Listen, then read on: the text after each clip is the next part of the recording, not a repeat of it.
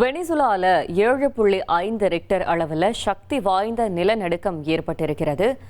மேலும் தகவலை செய்தியாளர் ரமேஷ்குமார் வழங்கிட கேட்கலாம். ரமேஷ்குமார், வணக்கம். இந்த நிலநடுக்கத்தில் எவ்வளவு பாதிப்பு ஏற்பட்டிருக்கிறது? இதில் அங்க இருக்கக்கூடியவங்களாம் வெளியேற்றப்பட்டனரா, இல்ல என்ன தகவல்?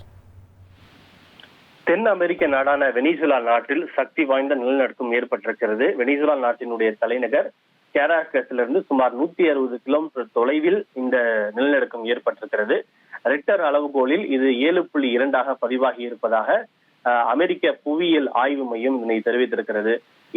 பொதுவாக 6 ரிக்டருக்கு மேலே இருந்தாலே அது சக்தி வாய்ந்த நிலநடுக்கமாகத்தான் கருதப்படும். இது 7.2 என்பது மிக மிக சக்தி வாய்ந்த நிலநடுக்கமாகவே பார்க்கப்படுகிறது.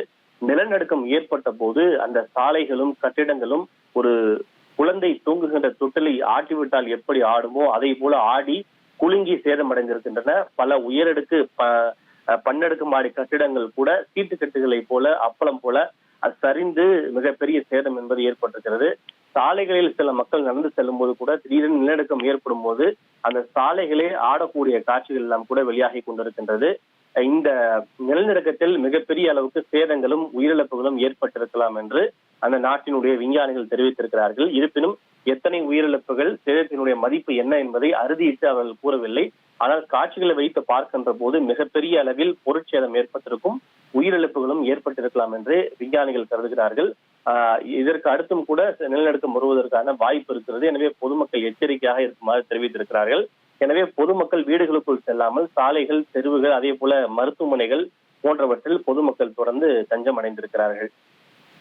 தகவல்களுக்கு நன்றி ரமேஷ்குமார். இனி செல்லும் இடமெல்லாம் செய்தி. தந்தி டிவியின் வாட்ஸ்அப் சேனலை ஃபாலோ பண்ணினா செல்ல இருக்கும் இடமெல்லாம் செய்தி. இதோ QR கோட் இப்பவே ஸ்கேன் பண்ணுங்க, ஃபாலோ பண்ணுங்க.